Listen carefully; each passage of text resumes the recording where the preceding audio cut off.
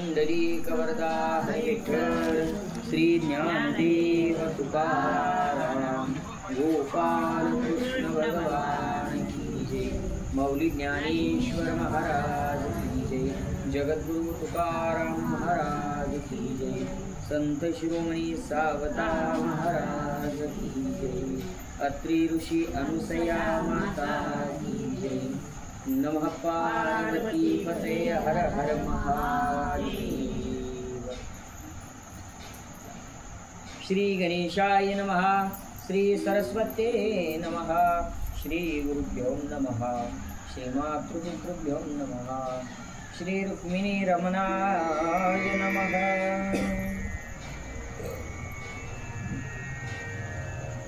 अध्याय 19. आपण कालच 19व्या अध्यायाला आरंभ केलेला आहे। त्यापैकी काहीशा ओव्या झाल्या होत्या। 18वा अध्याय फार गोड होता, आपण तोही त्या ठिकाणी पाहिला आहे ना। आणि 19व्या अध्यायामध्ये श्री शुकदेवजी यांचा जन्म उत्पत्ती प्रकार कसा आहे तो आपण काल पाहिलेला आहे। चला आता पुढील विषय असा होता की शुकदेवांना त्या ठिकाणी जन्म वगैरे झाला, उपनयन संस्कार आदी झाले आणि ते पित्याला म्हणतात की मला मोक्ष प्राप्तीचं ज्ञान त्या ठिकाणी तुम्ही द्या। मग व्यासपितया प्रती साष्टांगे वंदुनिया प्रार्थी म्हणे स्वामी मज स्थिती सांगा मोक्ष धर्मीची। इथं आपण आलो होतो, मोक्ष धर्म कशाने प्राप्त होतो तो आम्हाला सांगा। जेने विश्रांती होय चित्ता ऐकुनी व्यास म्हणे सुता मोक्ष धर्म अपूर्वता सांगतो ऐक ऐक। तुला मोक्षाचा धर्म त्या ठिकाणी सांगतो, मार्ग मी तुला सांगतो।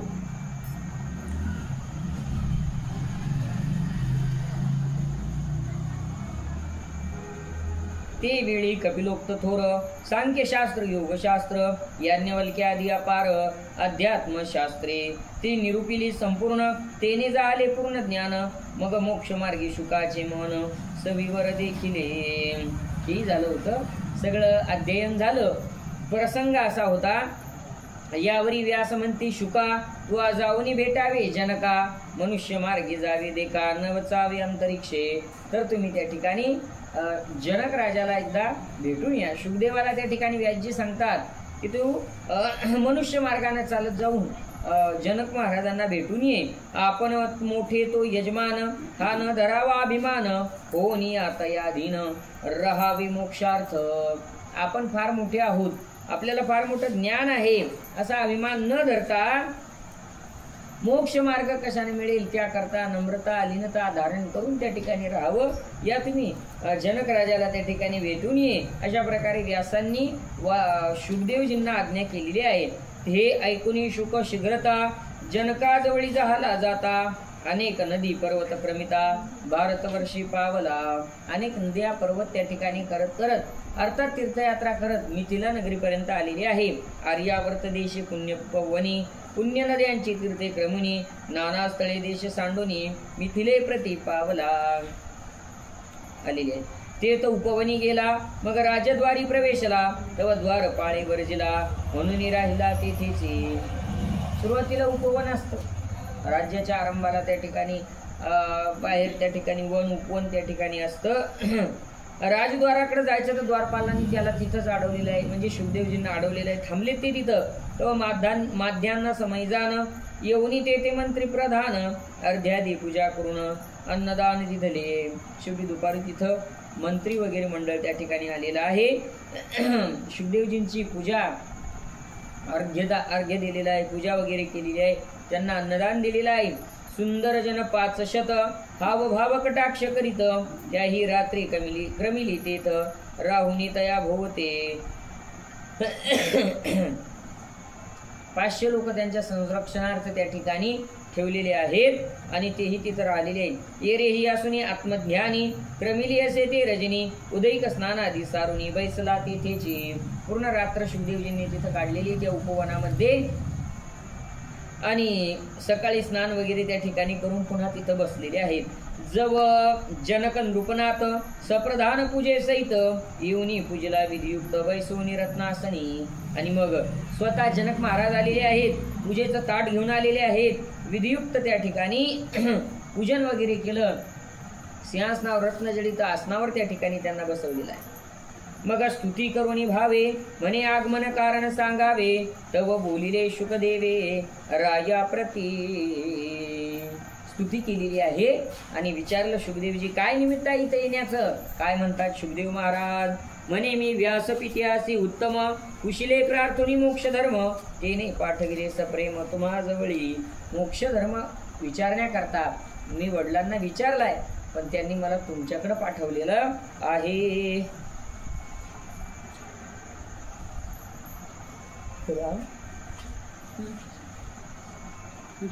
काम वेगळंच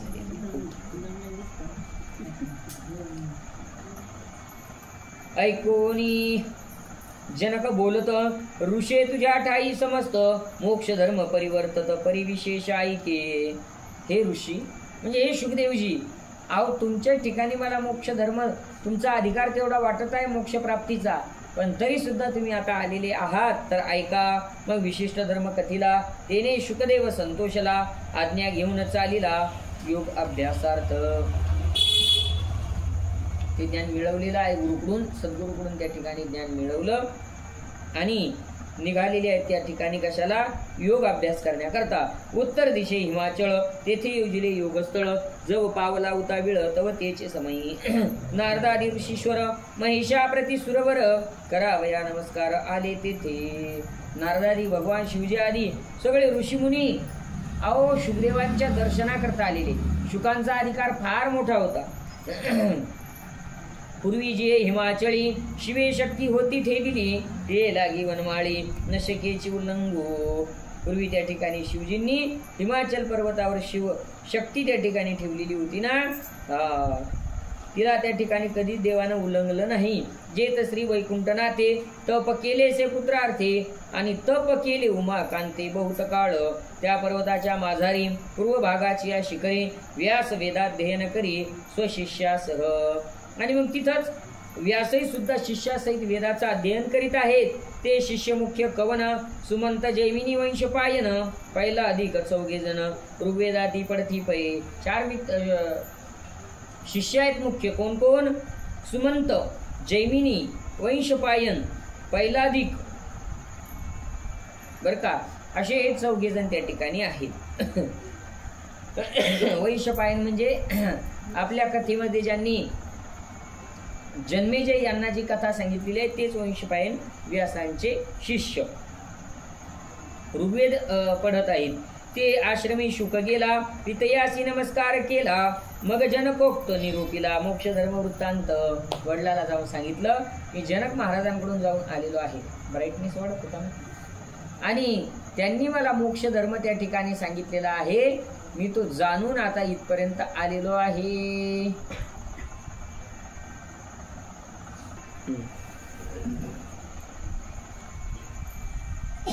तव वेदाध्ययन करीते 4 शिष्य संतुष्ट चित्ते विनविते झाले व्यासाती की शुकदेवा राहाविजे. मग त्या ठिकाणी 4 शिष्य आहेत. ते व्यासजींना म्हणतात की गुरुजी आमच्या समवेत शुकदेवजींना सुद्धा या आश्रमात तुम्ही राहू द्या. जैसे आम्ही 14 जण तैसाची शुक तुमचा नंदन 6वा ऐसा निपुण आणि कन्न व्हावा. आम्ही 14 आहोत ना, तसा 5वा या ठिकाणी राहू द्या. आम्ही 14 तुम्ही 5वे आणि तो 6वा बस. यापेक्षा पुन्हा दुसरा कोणी होणार नाही असा निपुण आहे. यावरी व्यास म्हणे तयासी तुम्ही वेद प्रचार की जे जनासी ब्रह्मलोकेच्या जयाशी कर्मिष्ठ ब्राह्मणा. व्यासांनी सांगितलं तुम्ही वेदाचा प्रचार प्रसार करा. आपल्या संस्कृतीचं जे ज्ञान आहे याचा प्रचार प्रसार झाला पाहिजे. ज्यांना इच्छा आहे मोक्ष प्राप्तीची त्यांना तो प्राप्त झाला पाहिजे. यावरी व्यास म्हणे तयासी तुम्ही वेद प्रचार करा जे जनासी ब्रह्मलोकेच्या जयाशी कर्मिष्ठ ब्राह्मणा. तया अवश्य वेद सांगावे कृतज्ञ नष्ट अशुचीवर जावे तव ते आज्ञा मात्रे बरवे आले भूमंडळी. आणि ज्यांची इच्छा आहे त्यांना वेद सांगा. आज्ञा घेतली आणि आले. अनेक शिष्य प्रतिशिष्य करून यज्ञादी कर्मे आचरवून लक्ष्मी प्रतिष्ठा सन्मान पावले. त्या शिष्यांनी अनेक त्या ठिकाणी आपल्या वेदाचा प्रचार करण्याकरता शिष्य उपशिष्य पुन्हा वाढवले आणि संस्कृतीचं ज्ञान त्या ठिकाणी लोकांपर्यंत दिलं. इकडे व्यास शुके सहित ते आश्रमी राहिले असता व नारद मुनी अवचिता आला तेथे. आता आश्रमात कोण आहे? 4 शिष्य पाठवून दिलेले आहेत प्रचार प्रसार करण्याकरता. आणि आश्रमावर व्यास आणि शुकदेव आहे. तिथे अचानक नारद मुनी आलेले आहेत. म्हणे पूर्वी ब्रह्मघोष होय, आता पर्वत भाषे शून्य प्राय. शुकास वे समपीती वेदोघोष आरंभीला. आणि त्या ठिकाणी नारद मुनी त्या ठिकाणी म्हणू लागले की वेद घोष त्या ठिकाणी ऐकायला येत नाही. तव ध्वनी सते वात वाजू लागला अद्भुत.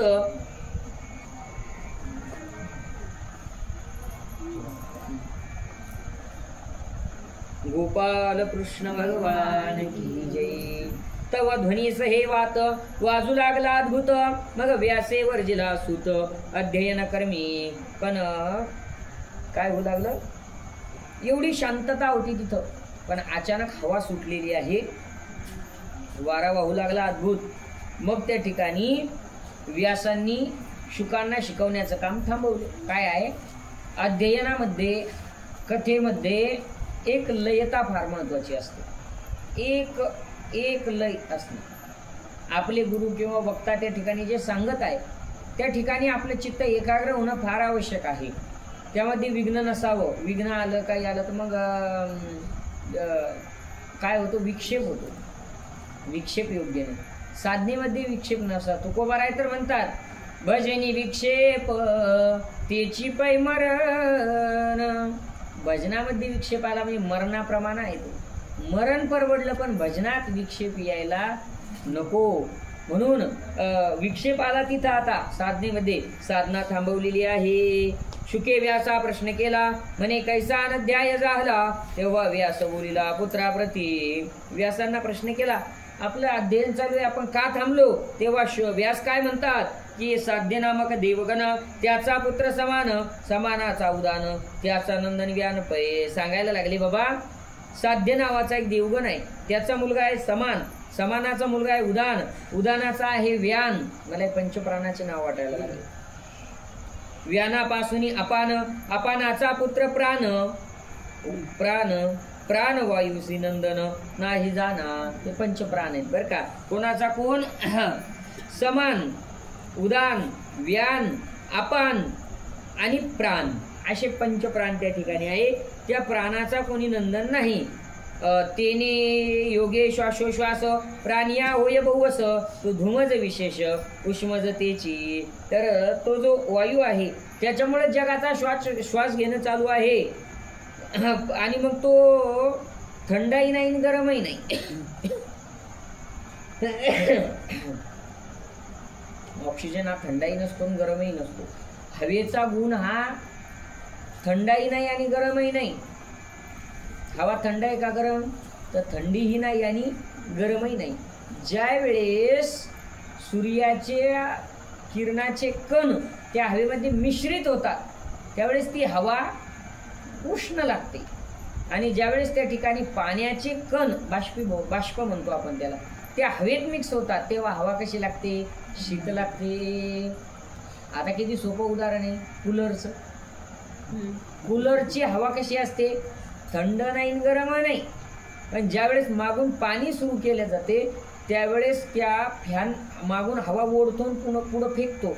ओढत असताना पाण्याचे किंचित अगदी सूक्ष्म कण असतात ते. नाहीतर आपण ओले झालो असतो. ओलं होतो का आपण? नाही. खूप सूक्ष्म असतात ते कण. पण त्या कणामुळे ती हवा काय होते? शीत होते, थंड होते. तसा हवेचा गुण आहे का शीत? हवा जर थंड असती तर पाणी टाकायचं काम होतं का? नाही. आणि हवा जर गरम असती तर हिवाळ्यात शेकोटी करायचं काम होतं का?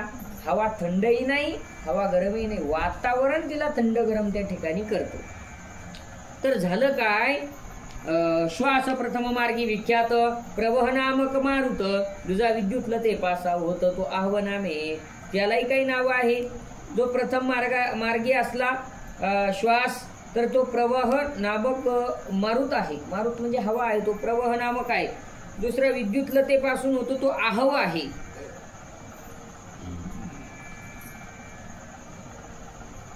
चंद्र नक्षत्राचा उदयकारक तो तिसरा उद्वक नामक हा एके स्कांद विशेष मारुताचा. समुद्र जळ घेऊन मेघाप्रती योजितो जाण तो मेघ जळ वर्षण समयी प्रबळ होतो. हे त्याचे वेगवेगळे प्रकार आहेत बरं का.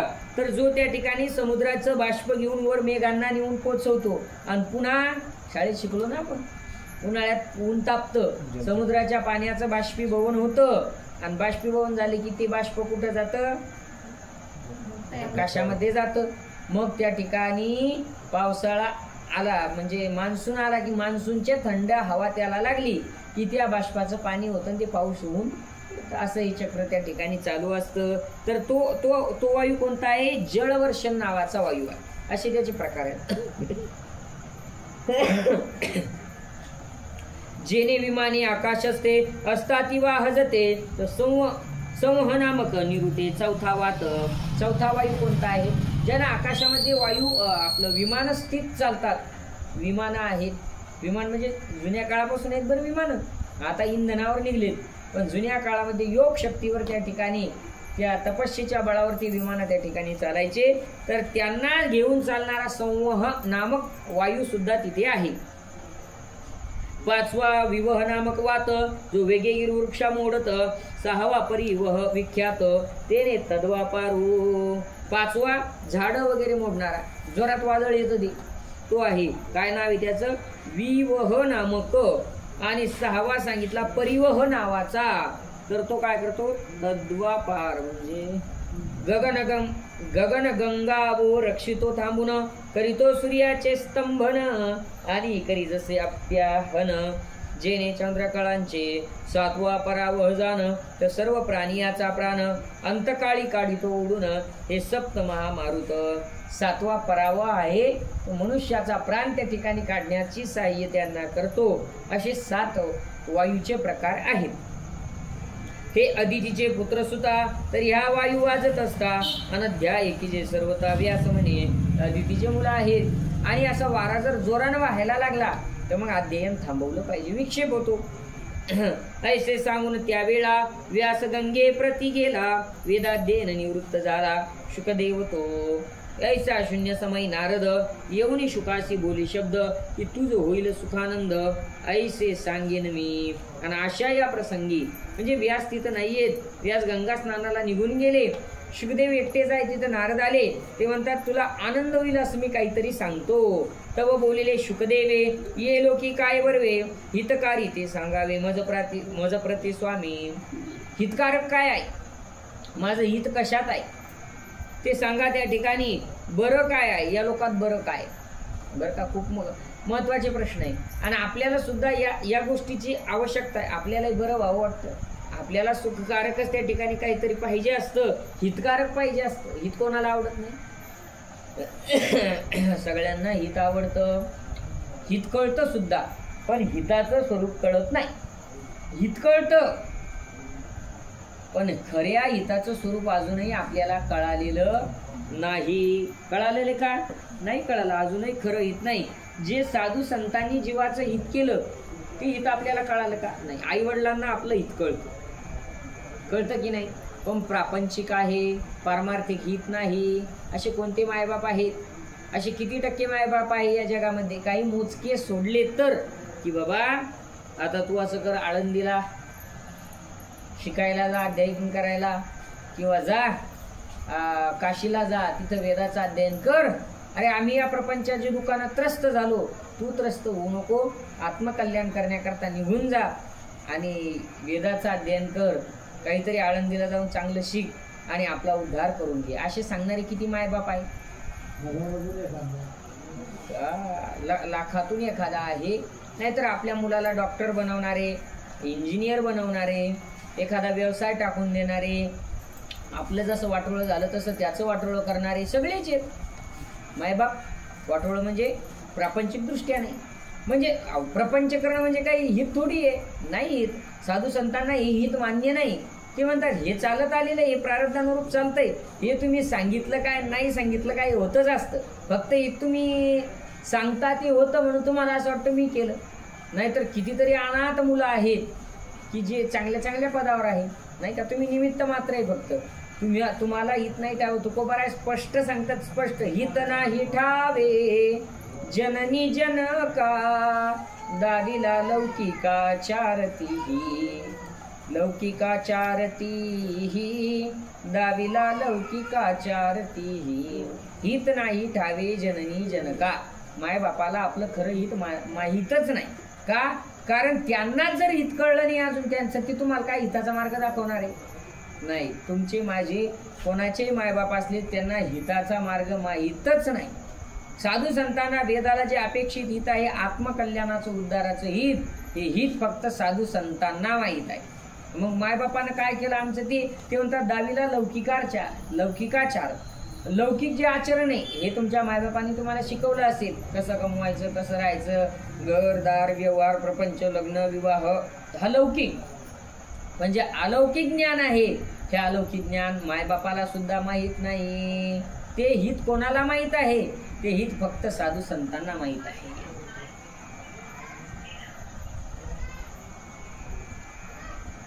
तेची माझे हित करीती सकळ, तेची माझे हित करीती सकळ, जेने हा गोपाळ कृपा करी, जेने हा गोपाळ कृपा करी, तेची माझे हित करीती सकळ. तेची म्हणजे कोण? कोण महाराज? त्याच्या अगोदरचं जे चरण आहेत यात सांगितलं. कोण आहेत माझं हित करणारे? संताची पायी हा माझा विश्वास, सर्व भावे दास झालो त्यांचा, तेची माझे हित करीती सकळ, भागली या मज वाहतील कडिये. जर थकलो भागलो तर ते मला त्या ठिकाणी कडेवर वागवतात परमार्थ मार्गात, बर का. त्यांची आणि जोडे सर्व सुख, तेची माझे हित करीती सकळ. तुका म्हणे शेष सेविन आवडी, किंवा घेईन आवडी, वचन न मोडी बोलिले ते. पण कोण? तेची माझे हित करीती सकळ असे संत.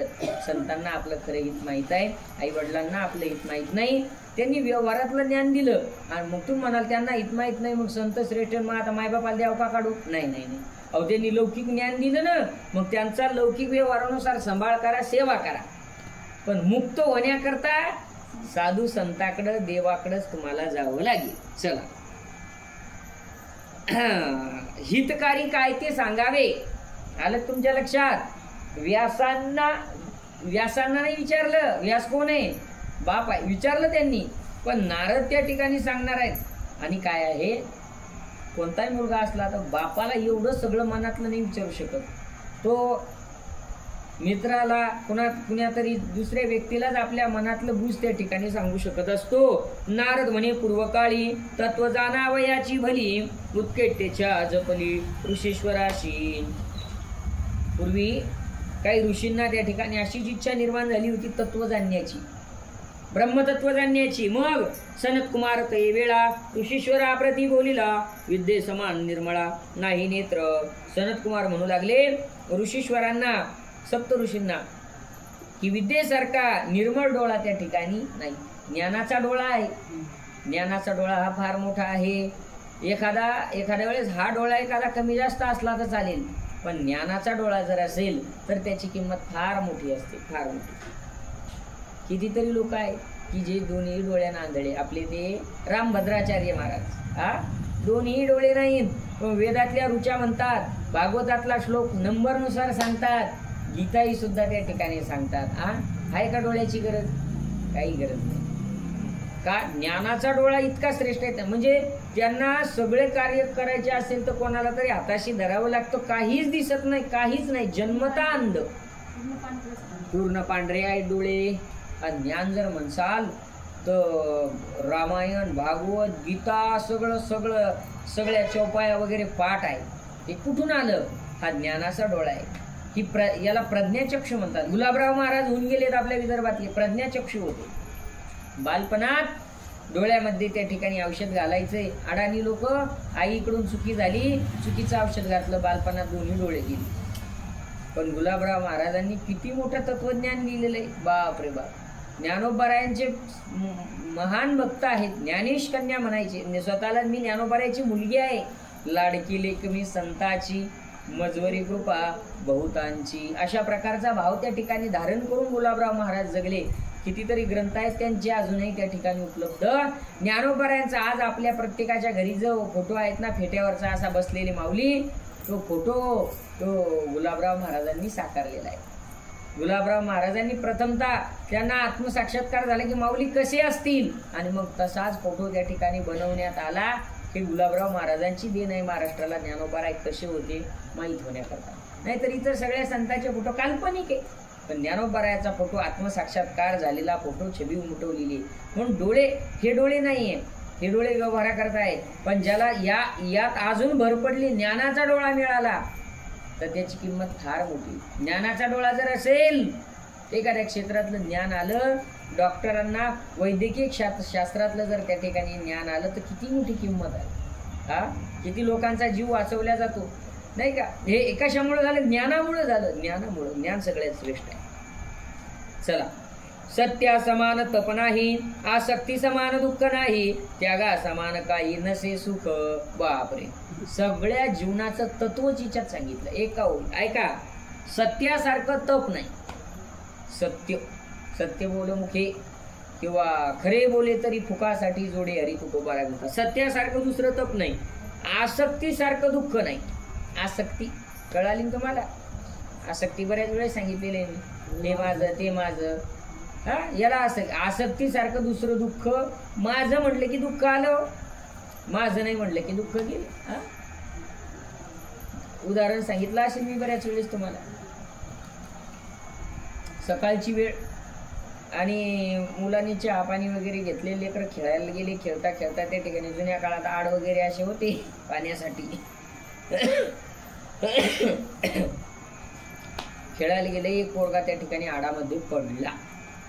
होऊ नये अशी घटना त्या ठिकाणी झाली. आणि मग एक बाई त्या ठिकाणी धावत आली. रामू आडात पडला. रामूची आई नेमकी सकाळी त्या ठिकाणी स्वयंपाक वगैरे त्या ठिकाणी करत होती, उंडा मळत होती. उंडा मळणं चालून कानावर आवाज पडला शेजारणीचा की रामू आडात पडला. मग कशाचा उंडा आणि कशाचं काय, तसंच राहिलं. भरकाच हात घेतला, माझा रामू, छाती बडवत त्या ठिकाणी गेली. धावा कोणी, काढा कोणी. इथं सांगत आल्यापेक्षा त्याला काढत का नाही. रडत चालली आणि आडापर्यंत त्या ठिकाणी जायचंय. किती त्या मायला दुःख झाला असेल. बाबा नाही का. लेकुराचे हितवा हे माऊलीचे चित्त, ऐसी कळवळ्याची जाती. ऐसी कळवळ्याची जाती करी लावाविन. प्रेम आहे, ती प्रीती आहे. धावत गेली, धाय मोकलून रडवू लागली, माझ्या रामूला वाचवा कोणी काढा. आणि मग अर्ध्या मधात गेल्यावर काही बाकीच्या बाया भेटल्या. म्हणजे अगं काय पिशवानी का पळायला लागली. डोक्यावर पदर नाही, केस कुणीकडं, हात भरके, पायात वाहन नाही, रडायला लागली.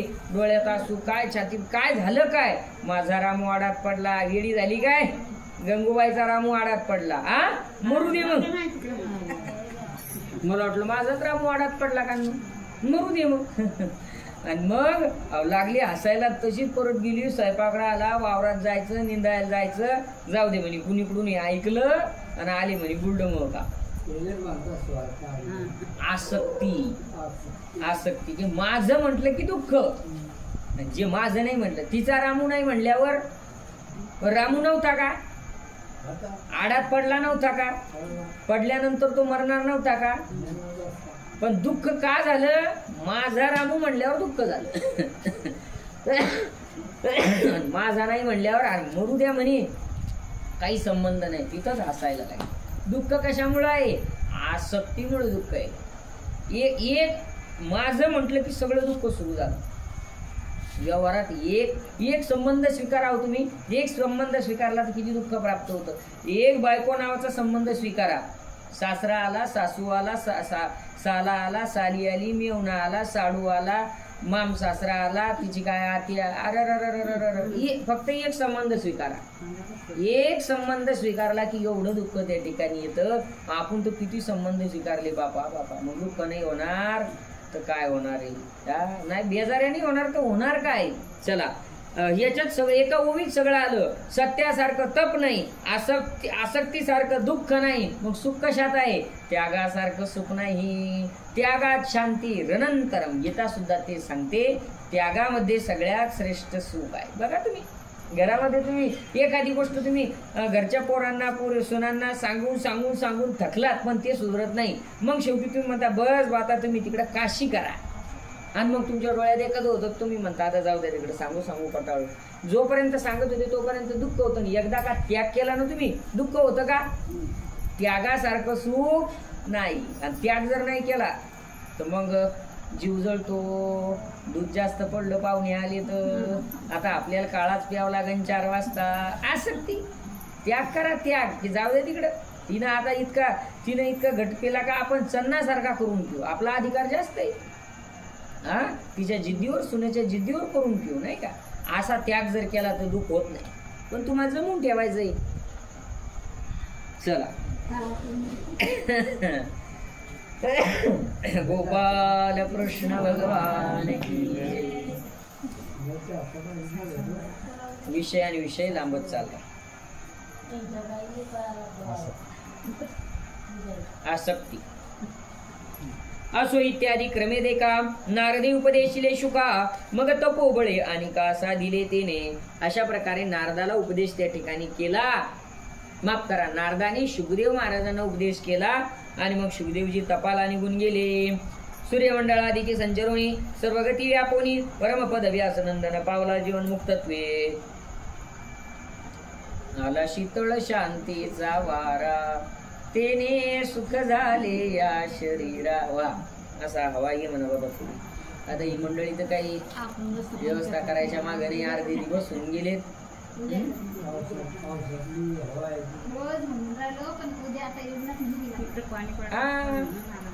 ते घर बांधायचं माकडासारखं. कवा बांधायचं. पाणी आल्यावर. तसं तुम्हाला ध्यान कधी येतं. संध्याकाळी इथं आल्यावर. दिवसाच्या त्याची काम व्हायचे त्याच्यामध्ये. चला असो, एवढं चालू आहे, हेच भरपूर आहे बाबा. काय आनंद आहे याच्यात, नाही काय अडचण नाही. हेच चालू आहे, हा नित्यनेम, यातच फार मोठा आनंद आहे. काय अडचण नाही. शुकदेवजी जीवन मुक्तीला त्या ठिकाणी प्राप्त झाले. हे शुकदेव चरित्र. आता त्याचा परत ब्राईटनेस वाढून द्या. हे शुकदेव चरित्र विशेष कथिले विचित्र, परी येथे पुराणांत पृथक असे भारता. असं हे त्या ठिकाणी चरित्र आहे. पण पुराणामध्ये याही पेक्षा बदलून थोडस एक चरित्र आलेलं आहे. थोडासा बदल आहे बरं का. तो बदल काय आहे आपण तो पाहू. कोणी एक शुभतिथी व्यासे मांडिली यज्ञस्थिती, तेथ विनले वेदमूर्ती ऋषी थोर काय सांगतात ऐका. एका शुभतिथीला व्यासांनी यज्ञ त्या ठिकाणी सुरू केला. मोठे ऋषीमुनी आलेले बरं का. शुभदेवांचीच कथा आहे पण थोडीशी बदलून आहे. म्हणजे काही एक वेगळं मत आहे एका पुराणाचं, ती आहे पण ऐकू.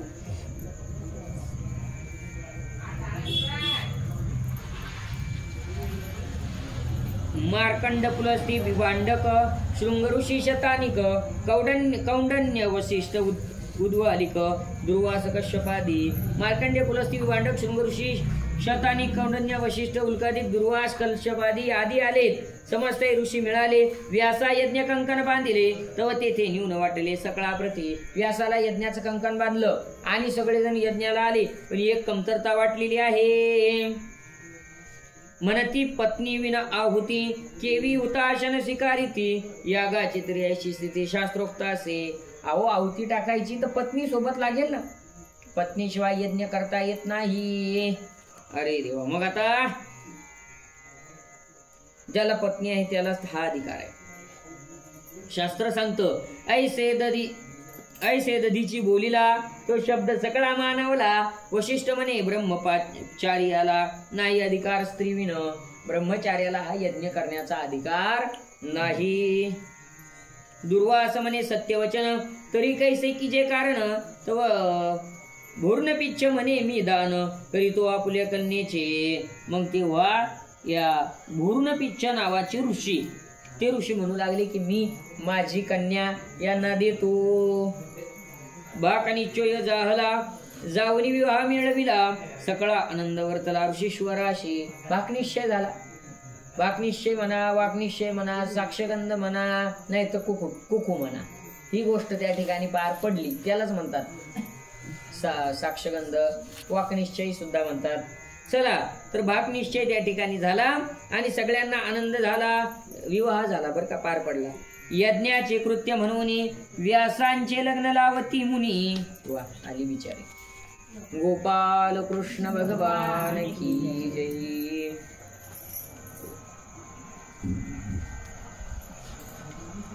यज्ञाचे कृत्य म्हणून व्यासाचे लग्न लावती मुनी. ओम पुण्यावाह म्हणून विप्रवर्य. सगळ्या ब्राह्मणांनी विवाह वगैरे पार पडला. यावेळी म्हणे दुर्वासदेव चला यज्ञस्थळा जाऊ. मग वरासी व्यासदेव निघता झाला. आणि मग त्या ठिकाणी दुर्वास म्हणू लागले चला आता यज्ञस्थळाला विवाह पार पडला. हिमगिरीचे पाठारी आले व्यासाचे मंदिरी. मग यज्ञ कंकण अध्वरी व्यासा करी बांधिले. मग ते कंकण परत बांधलेलं आहे. लग्न कंकणावरी यज्ञ कंकण याग दीक्षा स्वीकरण स्त्री सहित व्यासा आपण करी पूजा. लग्नाचं कंकण नुकतं हातातच होतं तर त्याच्यावर यज्ञाचं कंकण आणि पत्नी शेजारी आहे. पूजा सुरू झाली.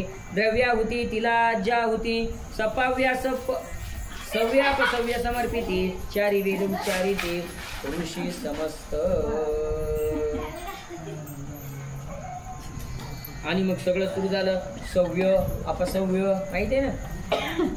सव्य अपसव्य. हा सव्य म्हणजे उजव्या खांद्यावर, अपसव्य म्हणजे डाव्या खांद्यावर जाणवं. त्या विधी असतात त्या सगळ्या सुरू झाल्या. सव्य अपसव्याचं काम पुन्हा 10 दिला पडतं. ते असं बांधतात ना ते सव्य अपसव्य असतं. सगळं सुरू झालं. आचार्य पण दुर्वासया ब्रह्मासन दिले ब्रह्मया थोर आदरिले वैष्णया जमस्तासी. ऐसा सप्तपुरुषे बरी यज्ञ केला ऋषीश्वरी. संतोषला ब्रह्मा त्रिपुरारी अध्वरी अंशे पावला. 7 वर्षापर्यंत गोड यज्ञ झाला. सगळ्यांना आनंद झाला. यक्ष किन्नर देवगण लक्ष्मी सहित नारायण येऊनी म्हणती वरदान. मागावे जी व्यासदेवा जेने यज्ञ आचरिजे तया प्रसन्न होईजे. तव व्यास म्हणे दीजे पुत्र फळ मज. यज्ञ पूर्ण झाला. यज्ञ करणारे कोण? आचार्य दुर्वास. काय पाहिजे तुम्हाला? व्यास म्हणतात पुत्र फळ पाहिजे. विवाह झालेला होता आता मला मुलगा पाहिजे. यज्ञाचे सुकृत फळ सरे कृपा की जय परमेश्वरे तरी पुत्र भावे ऋषीश्वरे. यावे उदरी माझी परमात्म्याने पुत्र भावानं माझ्या पोटी यावं. कोण? देवानं त्या ठिकाणी यावं. हा बोल ऋषींनी वेरीला तरी शुक्राचार्य मानिला. तेने देव प्रसन्न झाला शुक्रा लागी. बाकीच्या ऋषींनी काही त्यांना ते बरं वाटलं नाही. देव असं कुठं मागावं? देव पोटी यावा हे काही मागणं आहे का? देव आपल्या पोटी येणं कोणाला चांगलं वाटतं? हा घराचा इदानाच होतो ना. पोरग जर महाराज झालं तर सगळे वांदे होतात. पोरग माळकरी बंद घर आलं का पोरगच माळकरी मग किती वांदे होतात ते नाही का?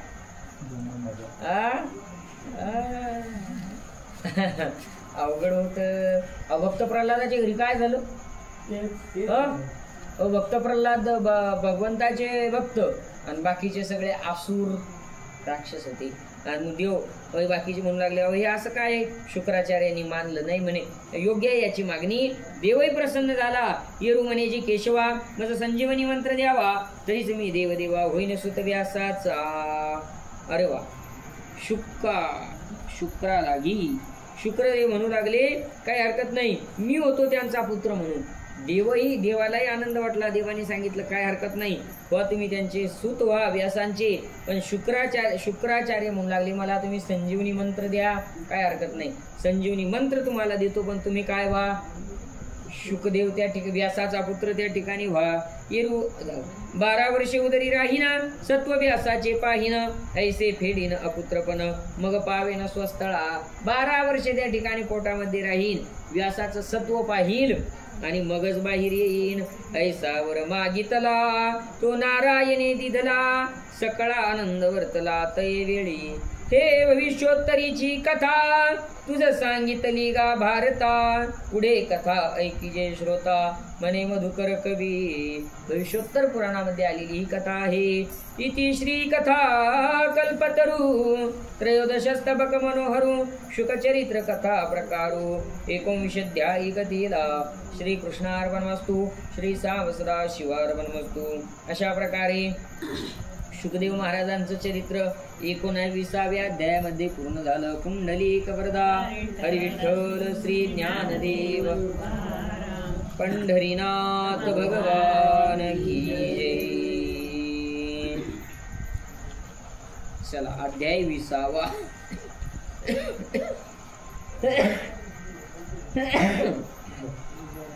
आता 20वा पूर्ण होणार नाही पण थांबताही येत नाही आहे ना।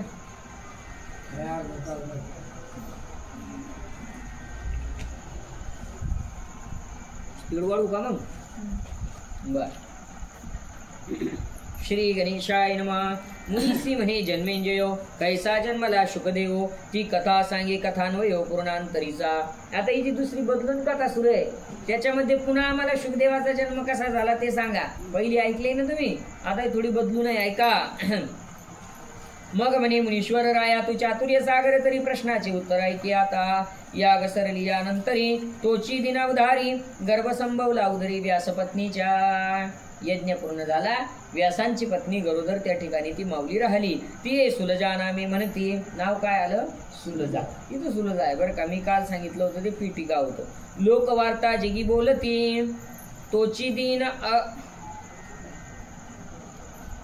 ये सुलजा नाम म्हणती लोकवार्ता जगी बोलती परी ऋषी कन्या सत्यवती अपर नाम।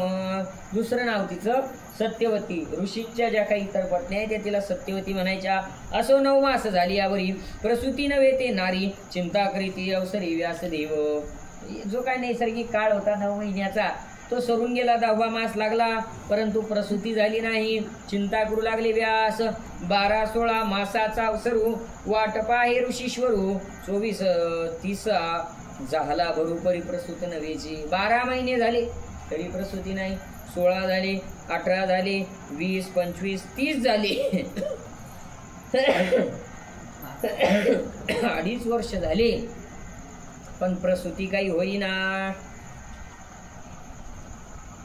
एकदा पर्जन्य सप्तरात्री संतत पडला असे भारी तेने व्यासाचे शरीरी थोर कष्ट झाले।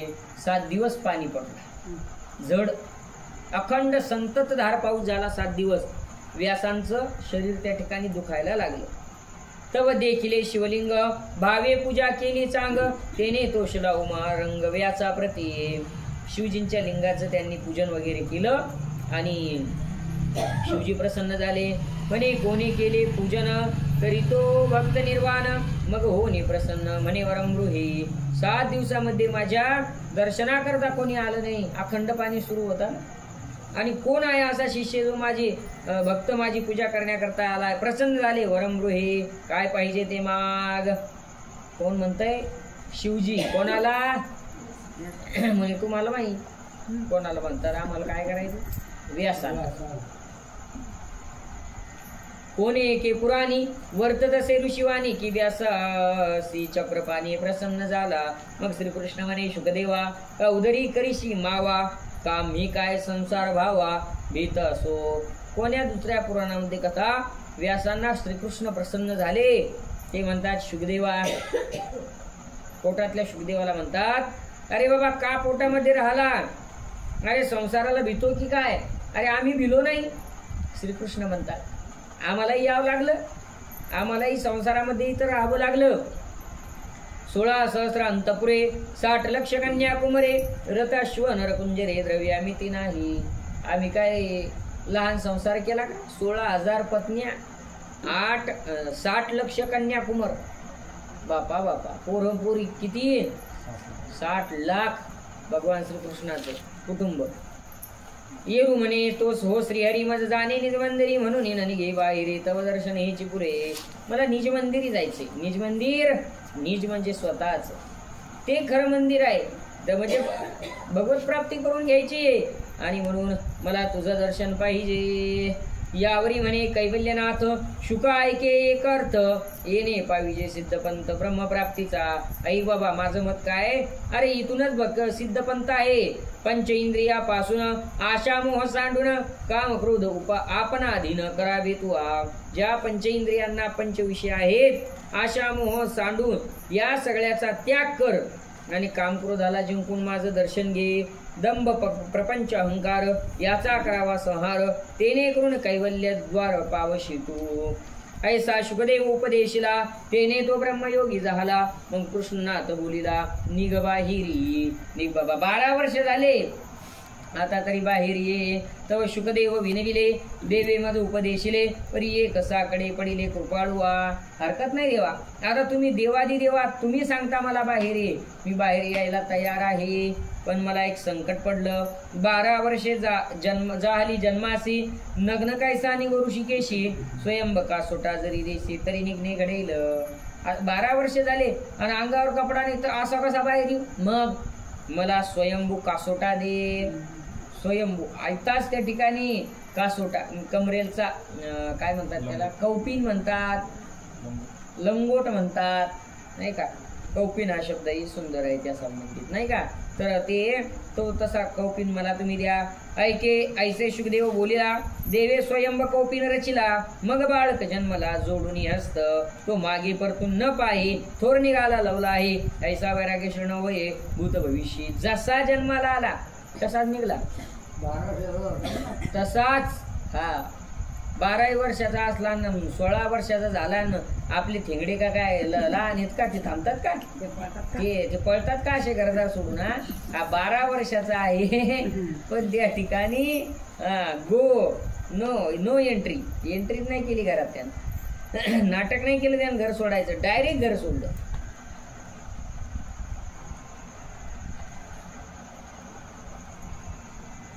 आता हे असं जातो,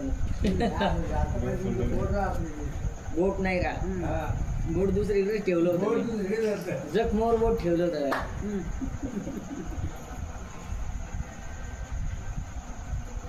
तव व्यासे पाठो वाटी, धाव घेतली सुरसुटी, म्हणे पुत्रा पाहे दृष्टी परतोनी एकदा. आहा शुका, अरे शुका थांब थांब, एकदा तरी माग पहा.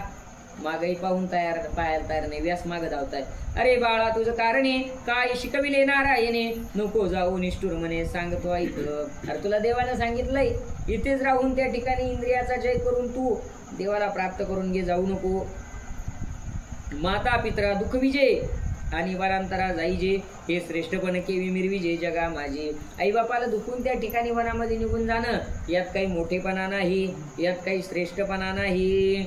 तो सुपुत्र म्हणविसी पूर्वज्ञाने बोधलासी, म्हणून आज्ञा न मानिसी परी हे युक्त नव्हे.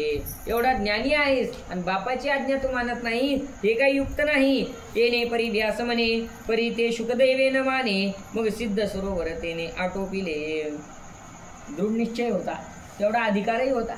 त्याच्यामुळे बापाचं वचन मोडण्याचा गुन्हाही त्या ठिकाणी पापही लागलेलं नाही, कारण खरोखर तितकी अवस्था अंतकरणाची तशी होती. सिद्ध सरोवरापर्यंत पोहोचलेले आहे. ते सरोवरी देखा, समाधी लागली त्या बाळका, परी जग चावट बोलती लोका की केले तप. त्या सरोवराच्या जवळ गेल्यानंतर तिथं शुकदेवजींना समाधी लागली. लोक म्हणू लागले त्याने तपश्चर्या केली तिथं, पण नाही. अहो तपश्चर्याचं कामच नव्हतं. तपश्चर्या अगोदर झालेलीच होती गर्भामध्ये 12 वर्ष. तिथं समाधी लागली. ते ब्रह्मकमंडलूच्या तिरी, स्वयंभुंपे माझारी, चातक मयुरे शेजारी, तेथे आसन घातले, विभूती आणली, ते सर्वांगी चर्चिले. ज्ञानमुद्रा समाधी बली लावली शुगे, स्थाना करून प्रदक्षिणा, नमन केले सहस्र किरणा, प्रणम्य करून आसना वंदिली भूमी. समाधीला बसलेले आहेत, अंगावर भस्म, ज्ञान मुद्रा समाधी, त्या जागेला प्रदक्षिणा, आसनाला प्रदक्षिणा केली. सहस्त्र किरण म्हणजे सूर्याचा नमस्कार आणि भूमीचं वंदन. उत्तरमुखी आसनावरी वाम चरण करून उपरी आणि उजवा चरण धरी भूमिकेसी. उत्तरेकडे तोंड केलेलं आहे. डावा पाय वर आणि उजवा पाय जमिनीवर आहे. म्हणजे एका पायावर शुकदेवजी उभे आहेत तिथे. भारतायचा तो शुकदेव तेने घेतला समाधी ठाऊ म्हणून संसाराचा भाऊ फिटला त्याचा. तिथे समाधीचा आनंद त्यांनी घेतला. संसाराचा त्रास त्यांना झाला नाही. ऐसे देखुनी व्यासमुनी निघाला सत्यलोक भुवनी विचारित ग्रंथ करणी की हे ग्रंथी सांगावे. व्यास सत्यलोकाला ब्रह्मदेवाला ही कंप्लीट करायला निघालेले. लवला ही ब्रह्मा सेविला सावित्री सह नमस्कारिला. मग बोलू लागला आणि वचने जय जयाजी विरंचनाता तू अनाथाचा त्राता तरी शुका माझी असुता टाळावे तपस्येशी. माझा मुलगा तपाला बसला त्याला म्हणावं तप करू नको. अरे आम्हाला त्या ठिकाणी पुत्राचं सुख मिळू दे. तिन्ही देव विचार करते कैसिकीचे बुद्धिमती. मग बाहुनी शचीपती म्हणते रंभा पाठविजे. कसं करावं? इंद्राला बोलावलं. सांगितलं ती रंभा आहे ना त्या रंभेला पाठवा. ऐशी आज्ञा जाहली देव सभा विसर्जिली. इंद्रे रंभा बोलविली रूप लावण्य. देवेंद्र म्हणे रंभे ते त्वा जाऊनी भूमंडळाते तपी ढाळोनी व्यास सुता ते आणावे येत. इंद्राने सांगितलं जा आणि तुझ्याकडे जे काही कलागुण आहेत याला भुलवून त्या ठिकाणी व्यासपुत्र शुकाला इकडं घेऊन ये. ऐकून निघाली नायका शृंगार करून देखा शोभा वर्णावी मुख शशंका न्यून चंद्रमंडल. शृंगार करून ती निघालेली आहे. आलाप करी तारुण्य भरे चाले हंसगती पायी पुरे दर्पण पाहे क्षणांतरे परमक्षोभे. आलाप गायनाचा आलाप त्या ठिकाणी घेऊ लागली. तारुण्य आहे. हंसगतीनं तिचं चालणं आहे आणि त्या हंसगतीनं चालल्यामुळं पायातले नेपुरे त्या ठिकाणी गोड त्याचा आवाज यायला लागला. आणि क्षणाक्षणाला कशात पाहते तिच्या परसमध्ये ते हे होतं ना आरसा. परसमध्ये इथंच राहायची त्याच्यात आरसा मेकअपचं सामान क्षणाक्षणाला त्यात ती पाहत होती. दर्पण पाहे. मग दर्पण आलं कुठून? आता आणि शुकदेवा म्हणून केला निघावा विश्वास झाला सर्व देवा कार्य करीले म्हणून. देवांनाही त्या ठिकाणी वाटलं अनुशक्ती आहे. अहो हिनं आपल्याला फसवलं. आता त्याला वाटणारच होतं. त्याला वाटलं आपण हिच्या नादी लागलो तर ते का शुकदेव काय येणार नाही म्हणून लोक देव म्हणू लागले ही घेऊन येणार शुकाला. इंद्रे विमान दिदले बैसरंभे म्हणितले तब विमान चालिले सिद्धाश्रमासे. विमानाचे दिव्य तेज वरी रंभा आती विराज गगनी येता वाटले चोज तापसाशी. सहस्त्र वर्षाची समाधी लावणी बैसला तपोनिधी परिते ही ढळली आधी देखुनी रंभे ते.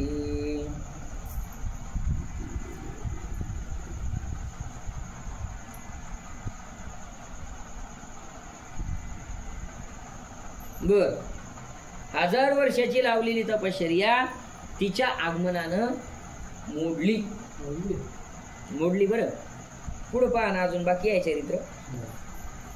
परी तेही ढळली आधी देखुनी रंभे ते. जेवी अवचिता तडकू पडे का धनिकावरी घाला पडे देवी तापसा केले वेडे आगमने तिची या. तिच्या आगमनाने तिच्या पायातल्या नुपुराच्या आवाजानंच यांची समाधी मोडलेली पाहतात. आणि समाधी ढळलेली आहे. एक तपाते सांडूनी आडवे राहती येऊनी म्हणती जरी हे जोडे कामिनी तरीच धन्य संसारी. असे तिच्या पुढे कितीतरी तपस्वी लोक होते. तिनं आडवे केले होते. तिचे हे तप सोडून म्हणू लागले की बस ही जर आपल्याला पत्नी मिळाली तर आपलं जीवन धन्य आहे. कोण? चहा पिणारे तंबाखा सोडणारे हे संसारातले सामान्य नाही. अरे मोठे मोठे तपस्वी हे विषयी तर सोडून द्या. येतं जे चिल्लर आहेत सगळे की ज्याने सगळ्या गोष्टीचा त्याग केला तेही उरले. बाकीच्या याची काय गती? परी ध्यानस्थ शुकदेव बानला असे सोहम भाऊ ऐसा रंभेने स्वयंभू देखील शुकमुनी. ध्यानस्थ आहे. आता अगोदर काय दाखवलं? बर हा ज्यांनी हजारो वर्ष तपश्चर्या केली त्यांच्या तपश्चर्या मोडल्या असं म्हणायचं असेल त्यांना. पण ध्यानस्थ शुकदेव, शुकदेव हे ध्यानस्थ आहे. सोहम भाव त्या ठिकाणी बांधलेला आहे. आली रंभा, तिनं शुकमुनी पाहिलेले आहेत. तुलना केली त्यांनी की अशा अगोदर किती काही त्या ठिकाणी ऋषीमुनी रंभेला पाहून बोललेले होते.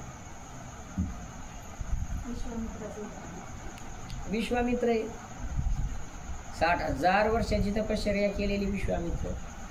पण रंभा होती का? पण ती रंभा होती आहे ना, ती पुत्राहून माग लागली होती तिच्या पाठी, इतकी अवस्था हे झाली होती. मन लाविले चिंतनी, प्रेतरूप कुडी ठेवूनी, सुख समाधी हर कुणी राहिला असे निश्चळ. रंभा देखील अचेतन, म्हणे कुडीसी काय कारण, याचा जरी परतेल प्राण तरीच उपाय चालेल. रंभा आली, पाहू लागली. हात प्रेतरूप आहे. प्रेतरूप म्हणजे देहभाव नाही.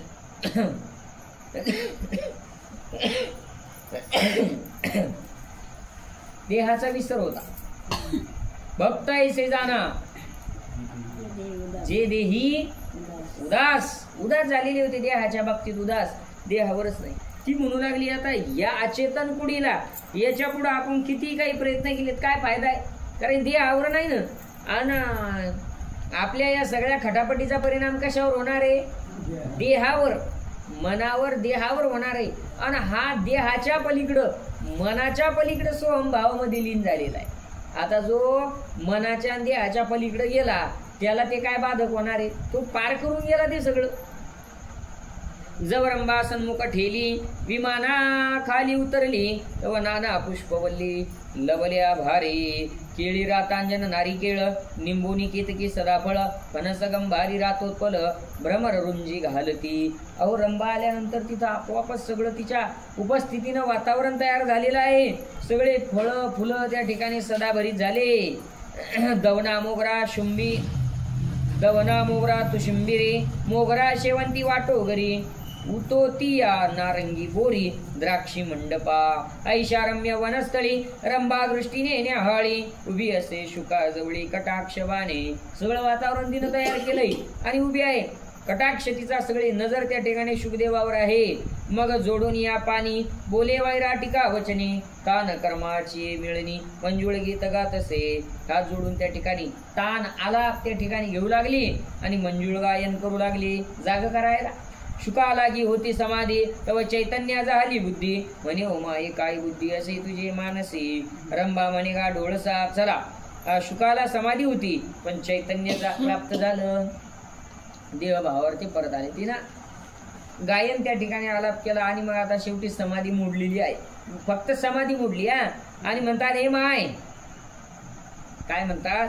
हे माये, हे तुझ्या मनामध्ये काय आहे, काय करते इथं? रंभा म्हणे का डोळसा, तुझे रूप दे कोणी राजसा, तेने माझी मानसा उठिला काम.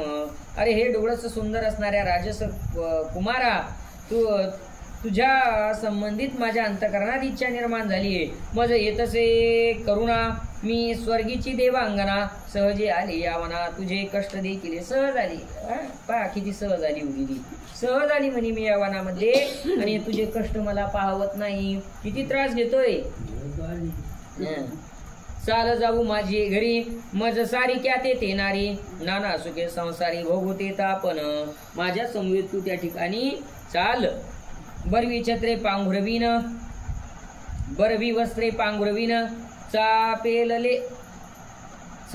तेले चर्चिन, कस्तुरी मळी वट रेखीन तुझे भाळी. समजतं सगळं. विंजुना वारीन स्वकरी म्हणजे पंखा करीन, ऐसी मज सारखी नारी, सुख भोगवीन परोपरी, संसारा माझी वाया नको करू श्रम, सांडी तपश्चर्येचा भ्रम, सुखशयनी घराश्रम स्वीकारावा सोडून दे माझ्या सोबत चाल. तेव्हा शुकदेव म्हणे काय म्हणावे तुझं कारणे, तू आलीस भावे जेने तो घडणे नाही. तुझ्या भावानं माझ्याकडे आलेली आहे ते घडणे नाही, होणे नाही माझ्याकडून. स्त्री पुरुषाचा वानिसी भोग, तरी तो जन्मांतरी भोगिला चांग, आता करून या त्याग वैसोले येते. तुझ्या गोष्टी मला सांगायला लागली, ज्याच्या इच्छा मला दाखवायला लागली त्या प्रापंचिक भोगाच्या, तो अनेक जन्मापर्यंत भोगत आलेलो आहे. पण आता त्या सगळ्याचा त्याग करून देवाच्या प्राप्ती करता मी इथं बसलेलो आहे. बरवी वस्त्रे नेसवीन म्हणसी, तरी स्वयंभ कौपी नमजसे नेसुनी राहिलो हरणीशी नारायण नामे. तू म्हणते चांगले कपडे तुला घालायला देईल, याच्याच पेक्षा चांगला कपडा कोणता आहे? जन्मता देवानं दिलेला कपडा आहे, याच्यापेक्षा मोठा कोणता असणार आहे? 17वीचे सुखसेजे सदा संतोष भोगविजे अनुभव झाली पाविजे मोक्षपद. बोललो होतो माग मी 17वी कोणाला म्हणतात, ती 17वी कळा आहे बरं का. 1 तारीच्या भजनामध्ये वगैरे त्यामध्ये त्या 17वीचं बरंच तर ज्ञानेश्वरीतही वर्णन आलेलं आहे. अवस्था आहे ती एक फार मोठी अवस्था आहे.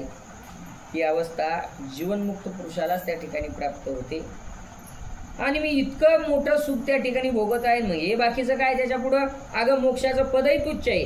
ते मुक्तिपद भोगणे सुका माझी राहणे संसार दुःख सांडणे येणे परी ऐसे कोणी रंबा म्हणे तप करून राज्य भोगणे ते आताची जरी प्राप्त होणे तरी ओकट काय. अहो तुम्ही ज्याच्याकरता तप मांडलं त्या तपानं काय मिळणार आहे? राज्य.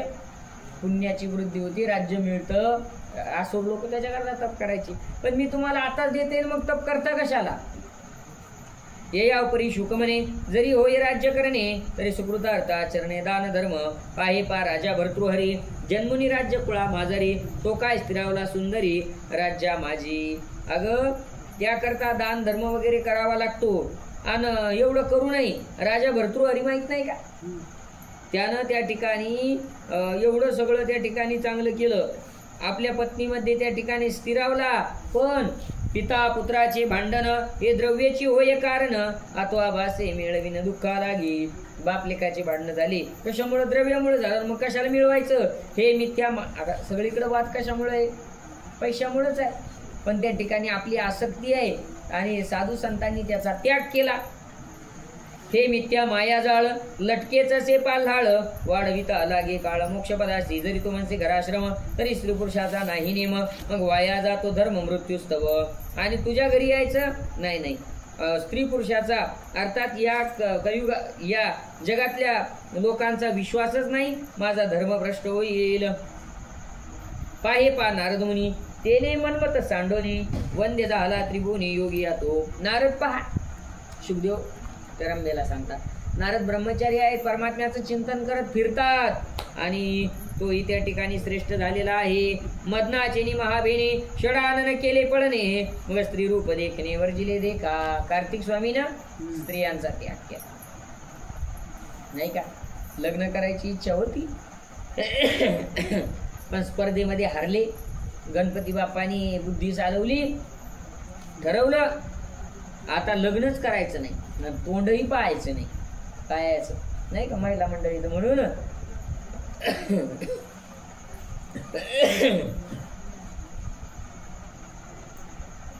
शंभूचे पोर एक 6 तोंड्या भला तो काय तो कपाटा माझी दडला रे. तिकडे लपून राहिलेला आहे तो कपाटा. त्या खेळीयातलं चरण आहे बरं काही, पण ते आता पूर्ण येऊन नाही राहिलं. आणि त्यानं सुद्धा त्या ठिकाणी स्त्रियांचा प्रापंचिक सुखाचा त्याग केला, त्यालाही त्या ठिकाणी मोक्ष मिळाला. तो आयुतके जाणितले विषय सुखा ते वानिले परिरंभे वृथा गेले चुकला मोक्ष. तव रंभा म्हणे ओ मुनी ऐसे न जाणा अंतकरणी ऋषीयोगी महामुनी काय स्त्रीने राहिले. रंभा म्हणू लागली अहो पण बाकीच्या ऋषी मुनींनी सुद्धा विवाह केलेले आहेत, त्यांनाही पत्न्या आहेत. पा घराश्रमी अनुसया देव उदरा आले तिया आणि श्रीयाळ चांगून या प्रत्यक्ष भेटला शुळपाणी. अनुसया आहे कोणाची पत्नी? अत्रि ऋषीची पत्नी. प्रापंचिक आहे. श्रीयाळ राजा चांगुना त्यांचा मुलगा आणि त्याच्या निमित्त त्या ठिकाणी कोण भेटलं? भगवान शिव भेटले आणि देव घराला त्यांच्याही आला. ऐसा घराश्रमी चा भाऊ तेने भेटतो गोविंद मग चुके येव जाव संसारीचा. ऐकुनी म्हणे शुकमुनी सहस्त्रार्जुन गेला मरणी वाळी मेला रामबाणी स्त्रियेचे नियोगे. त्याला उत्तर सहस्त्रार्जुन आहे ना, तो स्त्रीच्या नादानं मरण पावला. वालीनं सुद्धा भावाची बायको घरात ठेवली, रामानं वध केला. स्त्रियेचे नियोगी भस्मासूर गेला प्राणे इचक मारिला भीमसेने ऐसे स्त्रियाचे करणे अवरंबे. भस्मासूर पार्वती मातेची इच्छा झाली, डोक्यावर हात ठेवायला निघाला शिवजींचा, तोही गेला. किचकही गेला ये यावकरी रंभा म्हणे का स्त्रियासी निंदने पती निमाल्या त्या करणे करती अग्निप्रवेश. अहो स्त्रियांची निंदा का करता? पती जर गेला तर त्या स्त्रिया अग्नीमध्ये प्रवेश करतात. त्या काळामध्ये सतीप्रथा म्हणजे तू स्त्रियाची निंदा करू नको. रावण स्नुषा सुलोचना जालंधर पत्नी वृंदा जाना तैसी सुधनव्याची अंगना गेली पती सांगाती. सुलोचना आहे, वृंदा आहे जालंधराची पत्नी, या काय झाल्या? सती झाल्या, सती गेल्यात. पतिव्रता आहेत. पाहे पा माझे लावण्य त्रिभुवनाची पडे मोहन तू तरी शहाणपण मिरवितोसी. धनगराशी रत्न धाविजे तेने ते केवी ओळखीजे जरी परखी पाविजे तरीच ज्ञान.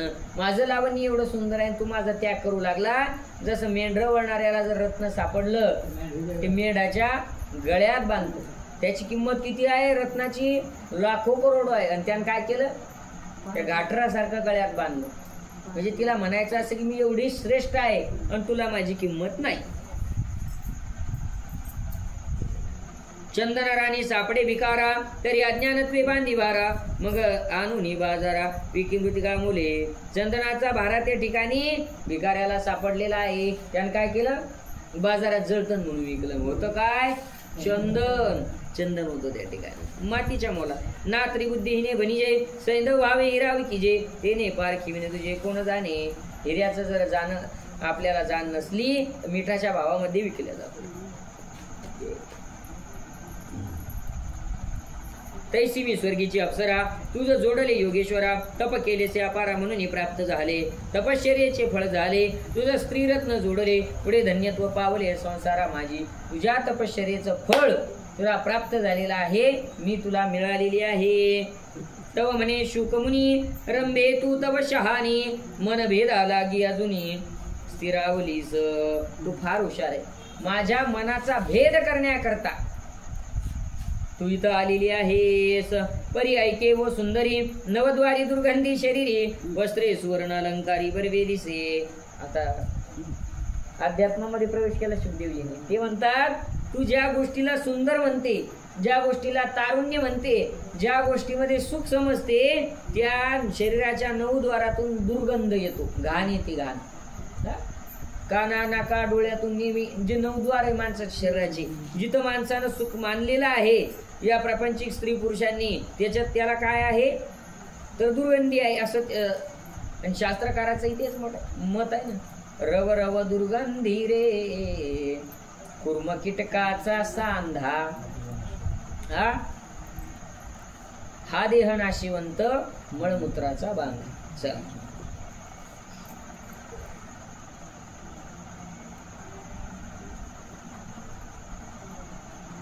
अस्ति मासाचा गोळा मळमूत्राचा गुंडाळा दुर्गंधी करून कंटाळा कैसा नाही तुझ. तुला कंटाळा कसा येत नाही? मळमूत्राचा सगळा गुंडाळा करून हे शरीर तयार झालं. तो वाणीशी जेने मुखे ते लाळ पित्ते वरले विशेषे विचारी मनासारखे तुझे तुझी. तू हे जे सगळं गोड या तोंडानं बोलत आहे ना त्यातही लाळण पित्त भरलेलं आहे म्हणे सगळं. ऐसे ऐकून या वचन निवांत राहिली कोचून पैज आली होती घेऊन ती वृता झाली. पैज घेऊन आली होती.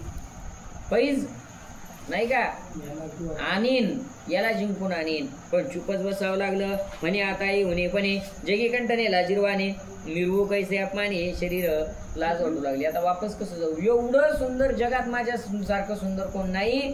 आणि मला जर यानं मातीमोल केलं तर आता माझी किंमतच काय? काहीच नाही. आणि ते काय आयऱ्या गायऱ्यानं मातीमोल केलं तर का तपस्व्यानं एका तपस्व्यानं जर त्याग केला म्हणजे काही सामान्य नाही जाणकारानं. म्हणून देह विदारी नकाग्र घालून भीतरी कवकर पुरं कस्तुरी जवादी परिमळ. आणि म्हणून आपलाच देह आपल्याला खाणं विदारण करू लागली की आता आपल्या या देहाची काहीच किंमत नाही तर तिच्या शरीरातून कापूर आणि कस्तुरीचा परिमळ त्या ठिकाणी येऊ लागला. स्वर्गाची अप्सरा होती ना ती. जैसे कर्दळी कलेवर मध्येच कर्पुराचे बिडार तैसे निर्मळ दिसे उदर तै रंभेचे तरी तेथेचे राहतो संतता. तुझ सारिका उदर माता. ऐका शुक म्हणे ओ सुंदरी 12 वर्ष राहिलो उदरी मळमूत्राची भितरी कष्टलो फार. तिच्या शरीरातून काय येतंय? अहो कापुरासारखा गंध परिमळ येऊ लागला. तिनं आपलं शरीर त्या ठिकाणी फाडलं. तिला तिच्या शरीराचा वैताग आला की काय फायदा झाला. शुक काय म्हणतात? अगं हे सुंदरी 12 वर्ष आईच्या पोटात राहिलो, जवळ सगळं मळमूत्रच आहे ना. काय ते काय सांगू गर्भीची यातना मज भोगिता नारायणा मास मलमूत्र जाना तुझं क्षणाध्यात असे. सगळं तिथंच होतं. फार कष्ट झाले. 9 मास कष्टलासी 10व्याने प्रसूत झाली. येताची कर्मद्वाड तुझी मान अडकली. किती भयंकर त्रास आहे दोघांनाही.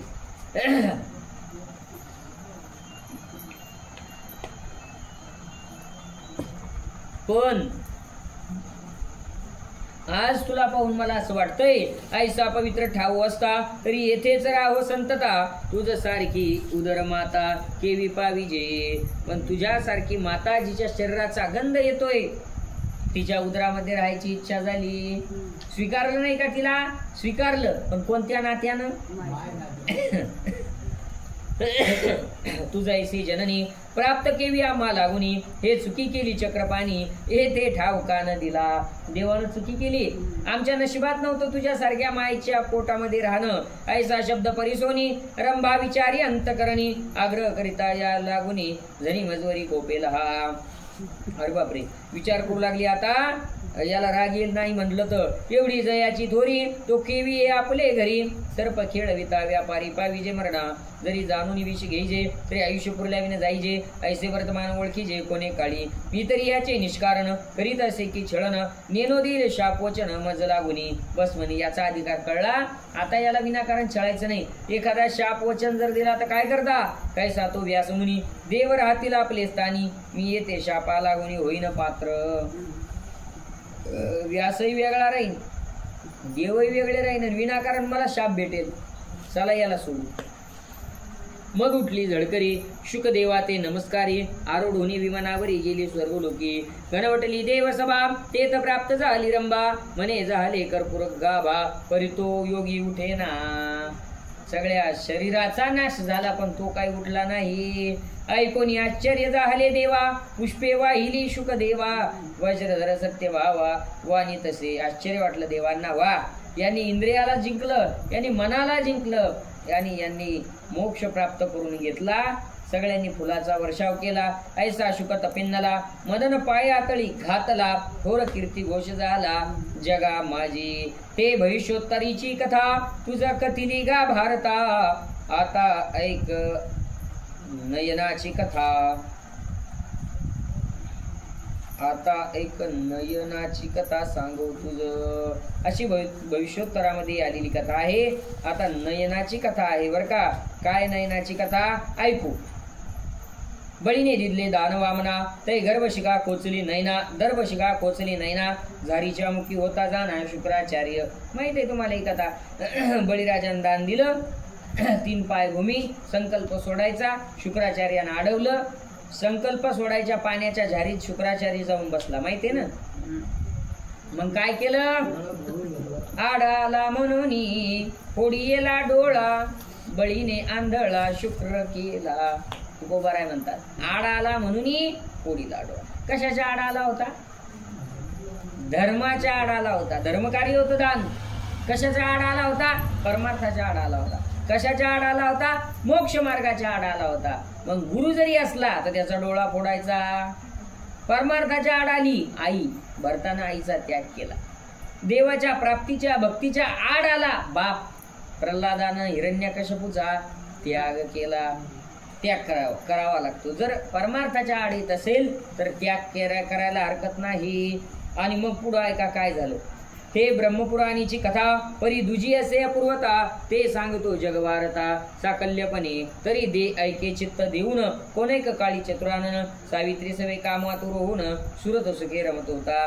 कोणेक काळी त्या ठिकाणी चतुरानंद ब्रह्मदेव सावित्री मातेसोबत त्या ठिकाणी रममान होते. त्याचे समय शुक्रमुनी आला दर्शना लागुनी तव देखील ती दोन्ही एकांतात. आणि शुक्रानं शुक्रच न शुक्र शुक्राचार्यांनी त्या दोघांना एकांतात पाहिलं. काम न होता संपूर्ण तेने कोपिली सावित्री आपण म्हणे जाऊत याचे नयन आणि हा बदर हो की. आणि तिची इच्छा अपूर्ण राहिल्यामुळं राग आला आणि शाप दिला. यानं ज्या नजरेनं पाहिलं ते डोळे आंधळे होऊन जाऊ आणि कान बधीर हो. ऐसा शाप पावला शुक्रांध बधीर झाला. मग तेने विष्णू प्रार्थिला आर्तवचनी. विष्णुदेवाची प्रार्थना केली.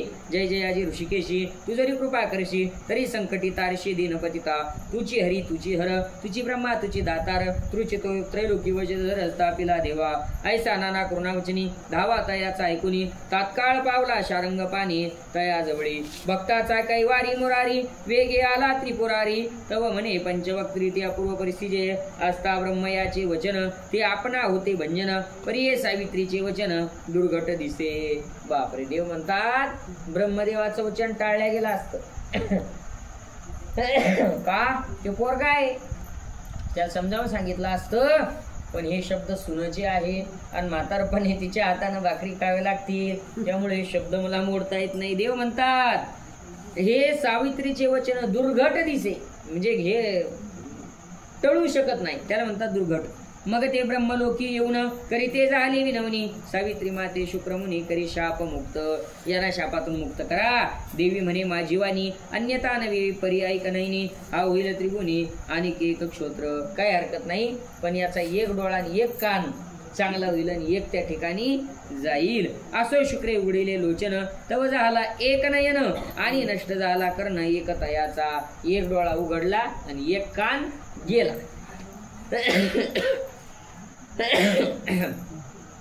मुनी म्हणे राया भारता म्हणून एक नयन बोलीचे सर्वता. हे ब्रह्मपुराणीची कथा कथिली तुझं. लक्षात ठेवा शुक्राचार्यांना डोळा का फुटला.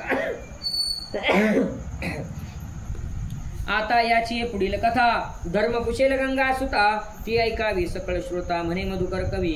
इति श्री कथा कल्पतरू त्रयोदशतबक मनोहरू रंभा शुभ चरित्र प्रकारो विशेषाध्यायी कथेला श्री गोपाल कृष्णार्पणमस्तु श्रीमद जगदीश्वरार्पणमस्तु.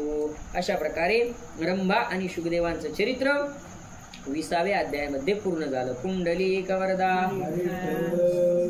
श्री ज्ञानदेव पंढरीनाथ भगवान नमः. पार्वती